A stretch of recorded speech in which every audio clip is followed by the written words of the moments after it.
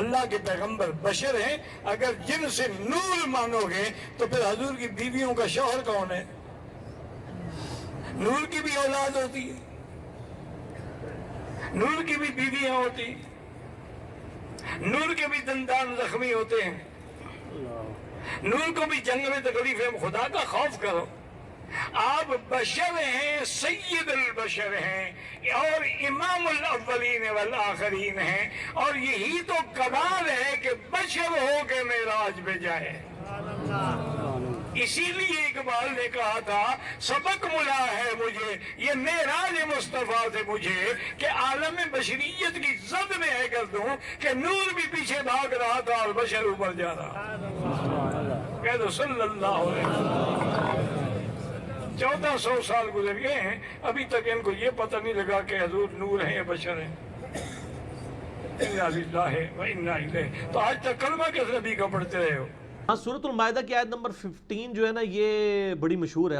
قد جاءکم من اللہ نور و کتاب مبین، بے شک تمہارے پاس آ گیا اللہ کی طرف سے ایک نور اور ایک روشن کتاب۔ اب یہ جو آیت ہے نا، اس کی تفسیر جو پہلی اہل سنت کی تفسیر ہے، تفسیر تبری ابن جریر کی، المتوفا 310 ہجری۔ ابن کثیر نے تو سارا چھاپا مارا ہے ان سے، اصل میں ابن جریر کی ہے۔ ابن کثیر تو بہت بعد میں ہے نا، 774 ہجری میں، یہ 310 ہجری میں ہے۔ امام بخاری امام مسلم کے ہم اثر ہیں۔ انہوں نے تفسیر ابن جریر، جسے تفسیر تبری بھی کہتے ہیں، اس میں اسی آیت کے کانٹیکسٹ میں لکھا ہے کہ اس نور سے مراد نبی صلی اللہ علیہ وآلہ وسلم ہے۔ ایون اشری تھانوی صاحب بھی مانتے ہیں، لیکن وہ ایک لال داڑھی والا بیٹھا ہوا ہے کعبے کے اندر، ایک لال رومال والا ہے، ایک لال داڑھی والا بھی ہے، ٹھیک ہے نا۔ اس کے میں نے کئی بار لیکچر دیکھے تو وہ پورے لیکچر اس کے نا بریلویوں کے، شیعہ کے اور اہل حدیث کے خلاف ہوتے ہیں، کیونکہ وہ دیوبندی ہے، وہ بس عربیوں نے اس سے پناہ دی ہوئی ہے وہاں پہ، وہ اپنی مرضی کا دین لوگوں کو بتا رہا ہوتا ہے۔ اس کو مشہور کرنے کی ضرورت نہیں ہے زیادہ۔ تو وہ یہ آیت پڑھ کے کہہ رہا تھا دیکھیں جی اس آیت کی تعریف کرتے ہیں بریلوی، اس میں تو قرآن کو نور کہا گیا ہے۔ یہ بریلویوں نے تعریف کی ہوئی ہے، یہ ان بزرگوں نے کی ہے جو جن کے قدموں کی خاک بھی نہیں ہے آپ، ٹھیک ہے نا، وہ اہل سنت کے امام ہیں۔ تو آپ تھوڑا علم بھی حاصل کریں نا، اپنے فرقے سے باہر نکلیں نا، اور جب آپ اس کنویں سے باہر نکلیں گے بات بہت بڑی دنیا ہے، آپ پہلے علم سیکھیں پھر اس طرح کی باتیں کیا کریں۔ اور سورۃ الاحزاب کی جو آیت ہے وہ تو بڑی مشہور ہے، اِنَّا أَرْسَلْنَاكَ شَاهِدًا وَمُبَشِّرًا وَنَذِيرًا وَدَاعِيًا إِلَى اللَّهِ بِإِذْنِهِ وَسِرَاجًا مُنِيرًا۔ آپ ایسے نور ہیں، ایسے سورج ہیں جو لوگوں کو بھی چمکا دیتے ہیں۔ خدا نے ہمیں بتایا کہ بے شک ہم نے انسان کو خلق کیا نطفے سے، اِنَّا خَلَقْنَا الْإِنسَانَ مِن نُطْفَةٍ أَمْشَاجٍ، ہم نے انسان کو ایک قطرے سے پیدا کیا، ایک نطفے سے پیدا کیا۔ اس کا مطلب ہے کہ خلقت بشر ہمارے سامنے آ گئی، جو نطفے سے ہو وہ بشر ہوتا ہے۔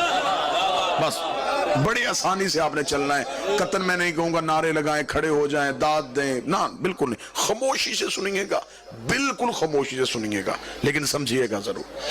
اس کا مطلب کہ پہلی بات یہ طے پا گئی کہ جو نطفے سے ہو وہ بشر ہوتا ہے۔ خدا نے معیار دے دیا، جو نطفے سے ہے وہ بشر ہے۔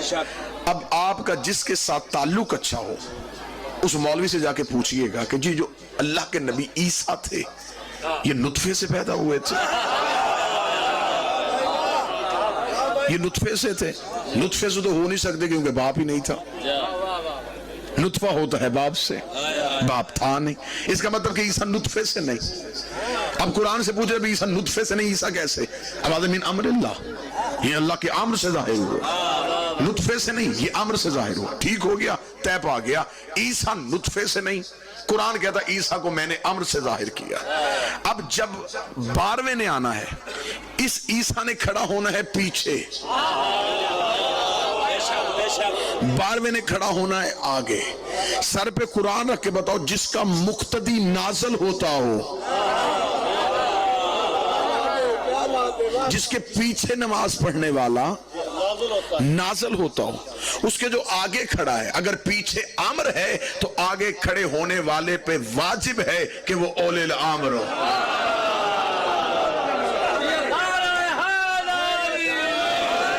یہ امر ہے، وہ اولی الامر ہے۔ یہ نطفے سے نہیں، یہ بھی نازل ہوا، وہ بھی نازل ہوا۔ یہ امر ہے، وہ اولی الامر ہے۔ پہلی دلیل عیسیٰ نطفے سے نہیں، تو मालिक ईसा भी नुतफे से नहीं हो सकता। दूसरी दलील, इंसान जब दुनिया में आता है, बच्चा जब पैदा होता है तो वो बरहना आता है, उसके जिस्म पे कोई लिबास नहीं होता, ऐसा ही उरियान आता है। यहाँ पाकिस्तान के किसी मदरसे से लेके हौज़ातुल इल्मिया नजफुल अशरफ तक मैं जिम्मेदारी लेता हूँ। मज़हब तशय्यो की अरबी, फारसी, उर्दू जितनी किताबें चाहें आप खोल मारें, आप एक दलील निकालिएगा, इन 14 में से एक भी दुनिया में बरहना नहीं आया, एक भी दुनिया में बरहना नहीं आया। ये लिबास पहन के आते हैं। बहुत अच्छे। अगर आपसे कोई मौलवी पूछेगा ये लिबास पहन के आते हैं, आपके पास इसकी दलील क्या है, उस मौलवी से कहना छोटी किताब से लेके बड़ी किताब खोल, जब इनमें से कोई भी दुनिया में आया उसने आते ही सजदा किया। सजदा बरहना नहीं होता, लिबास पहन के होता।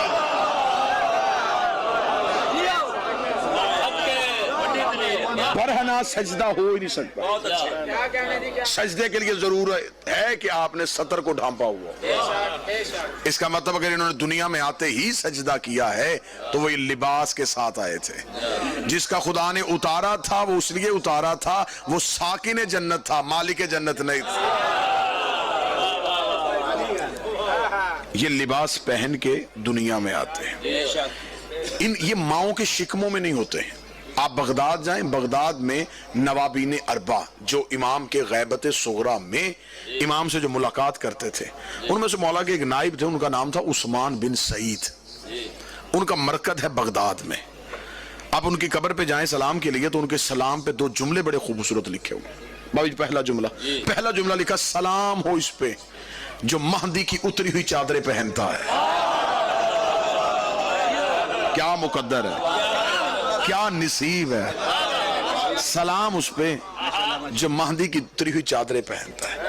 दूसरा सलाम कमाल है, दूसरा सलाम लिखा, सलाम हो इस पे जो इस राज से वाकिफ है कि बतूल के घर बेटे कैसे आते हैं। जो इस राज से वाकिफ है कि सैयदा के घर बेटे कैसे आते हैं। खुदा कुरान में सूरह रहमान में कहता, मरजल बहरैन यल्तकियान। इनके यहां दुनिया में आना माओ के शिकमों से नहीं। अब जो आपके चेहरों पे सवाल है, अब मैंने वो पढ़ लिया। वो सवाल ये है कि अगर हम किसी को दलील देंगे तो हमसे पूछेगा कि जनाब मोहसन जो थे ये शिकमे मादर में कैसे थे। लिहाजा यही बात मैं आप तक पहुंचाना चाहता था। जनाब मोहसन जनाब सैयदा के शिकम में नहीं, बीबी के हाथों में थे।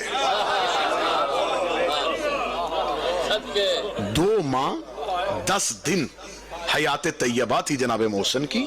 जनाब मोहसन माँ के हाथों में थे। नबी की हदीस है, मेरी और अली की मिसाल ऐसे ही है जैसे मूसा की हारून के साथ थी। जनाब मूसा की और रिसालत माप की बड़ी मुमासलत है। जनाब मूसा की भी एक ही बेटी थी, नबी की भी एक ही बेटी थी। मूसा ने मदाइन हिजरत की, नबी ने मदीने हिजरत की। बहुत सारी मुमासलत हैं। जनाब मूसा के वसी हारून, रसूल के जानशीन अली।